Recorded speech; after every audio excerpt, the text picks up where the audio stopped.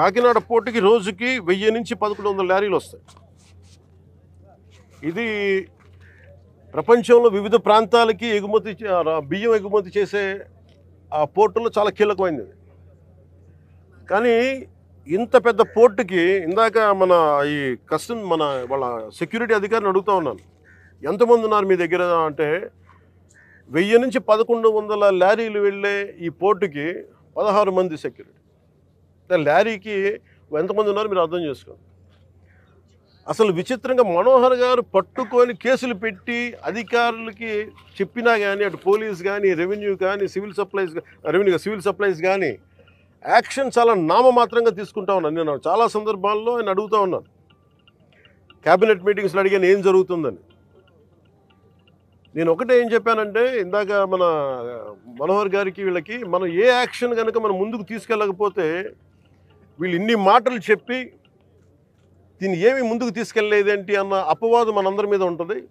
మన ఇంటెన్షన్ వేరు, జరుగుతుంది వేరు, మన యాక్షన్స్ దాని కాన్సిక్వెన్సెస్ సరిగ్గా వీళ్ళు సహకరించట్లేదు. ఇది ప్రజల దృష్టిలో పెట్టాలి. ఇది నిన్న ఢిల్లీ నుంచి వచ్చి అసలు యాక్చువల్లీ ఈరోజు నాకు ఈ ప్రోగ్రాం లేదు. నాకు ఈ రోజున నిన్న రాత్రి స్టెల్లా అనే షిప్లో ఇన్ని 100 టన్నులు పట్టుకున్నారు, పనామాకు సంబంధించిన స్టెల్లా అనే షిప్లో.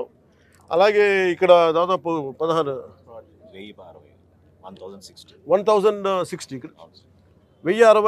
మెట్రిక్ టన్నులు ఇక్కడ పట్టుకున్నారు. ఇంత బలంగా సాక్ష్యాధారాలతో దొరికినప్పుడు దీన్ని ఎలా చేయాలని చూస్తే సమస్య ఎక్కడుంది అంటే, ఇది చాలా డీప్ నెట్వర్క్. ఇది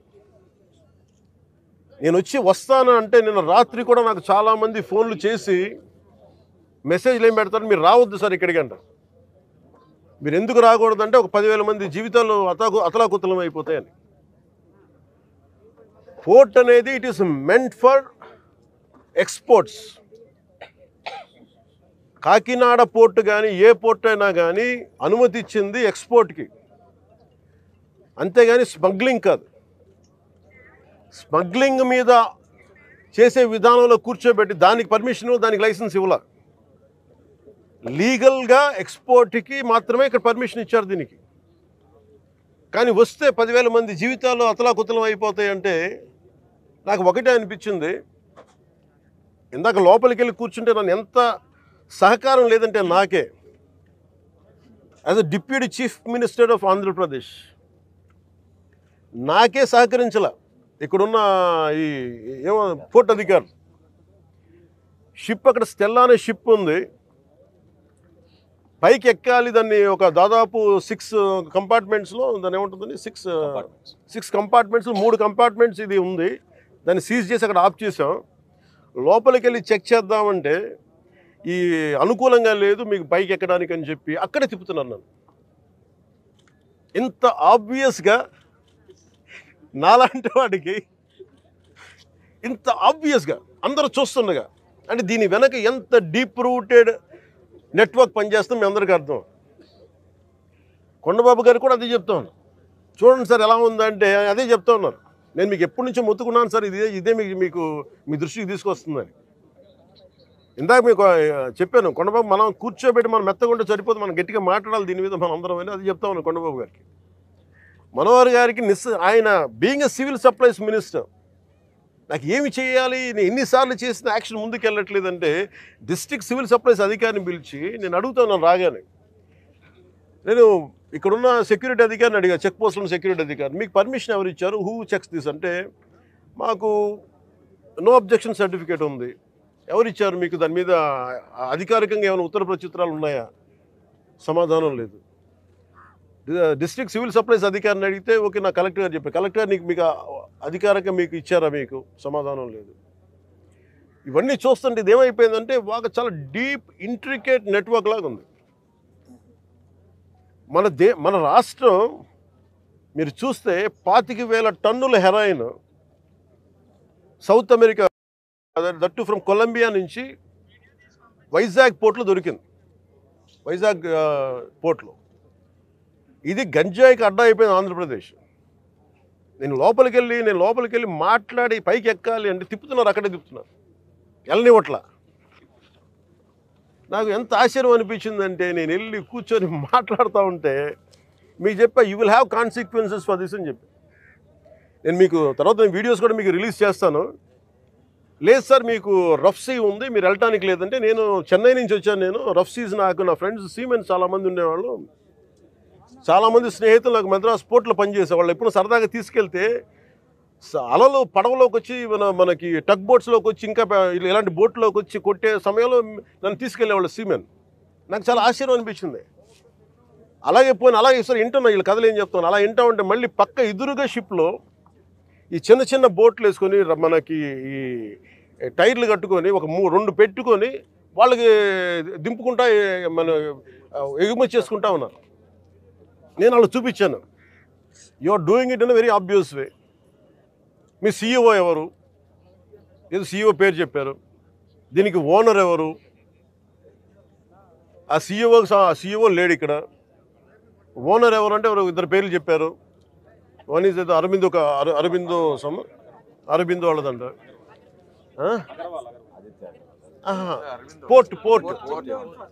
పోర్ట్ ఎవరి కంట్రోల్లో ఉంది?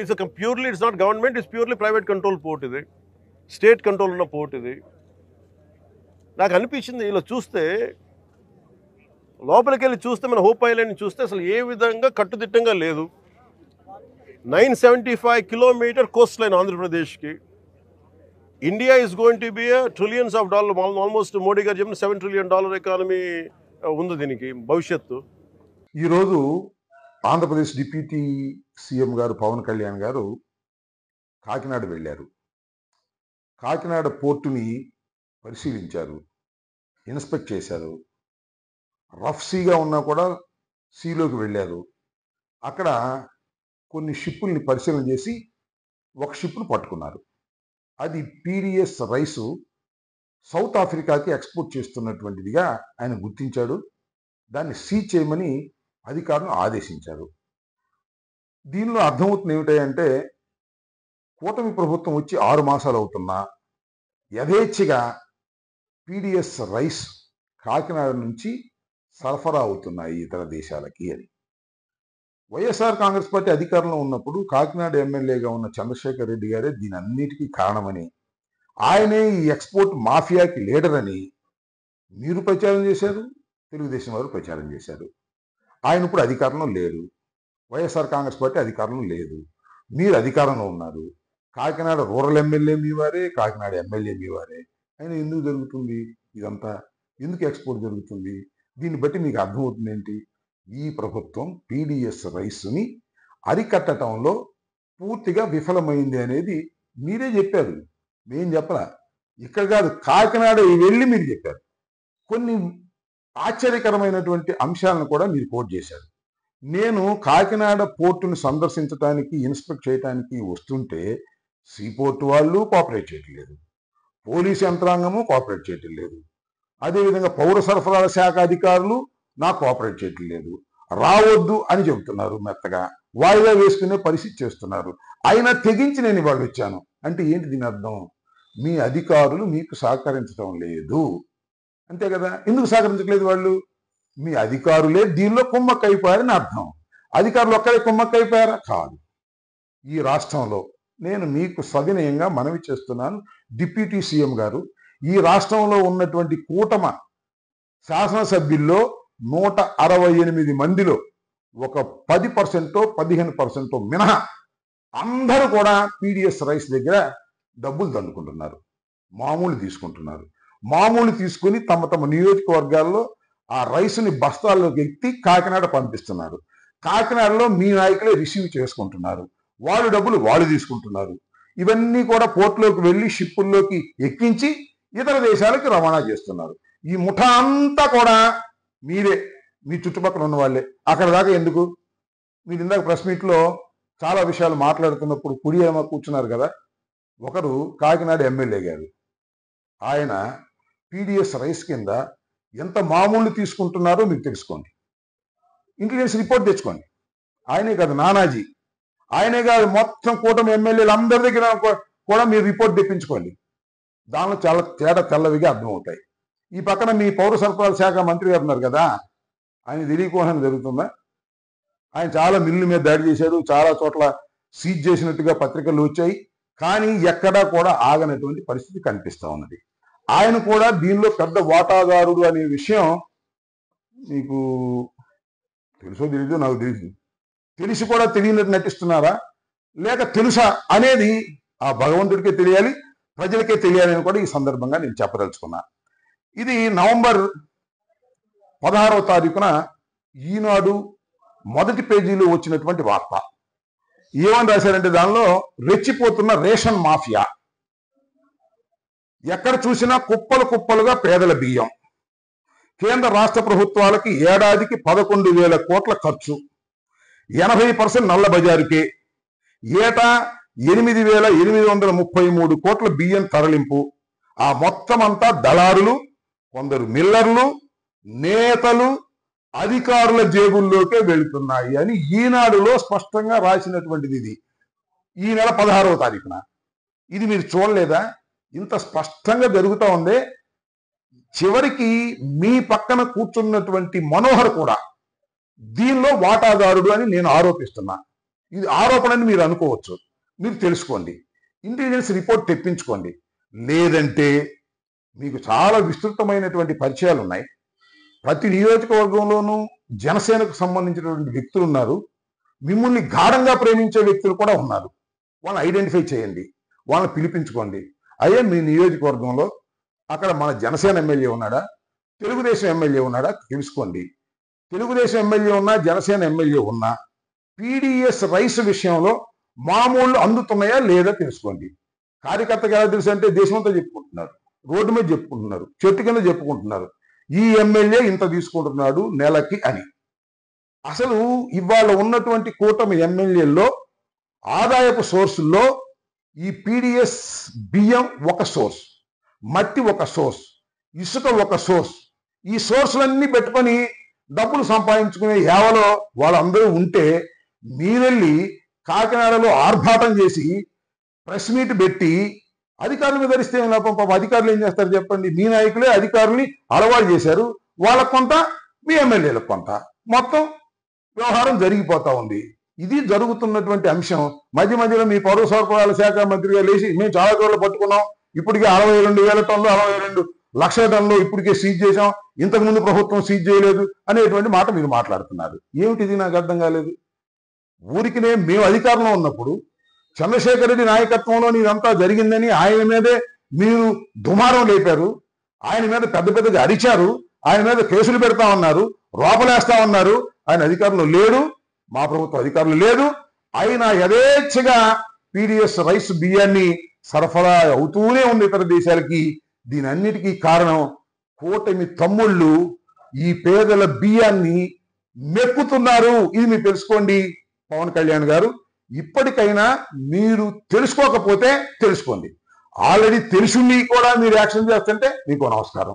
కాబట్టి మీరు నిజంగా పీడిఎస్ రైస్ ఎగుమతులను ఆంధ్ర రాష్ట్రం నుంచి, పోర్టు నుంచి వెళ్ళకోకుండా చేయాలి అనుకుంటే చిత్తశుద్ధిగా పనిచేయండి తప్ప ఊరికి బ్యానర్ ఐటమ్స్ కోసం ప్రగల్భాలు పలికే పరిస్థితి రావడం వల్ల మీరు చులకనైపోతారు. మీరు సిన్సియర్గా లేరనే విషయం ప్రజలకు అర్థమైపోతుంది. కాబట్టి ఒక్కసారి ఆలోచించండి.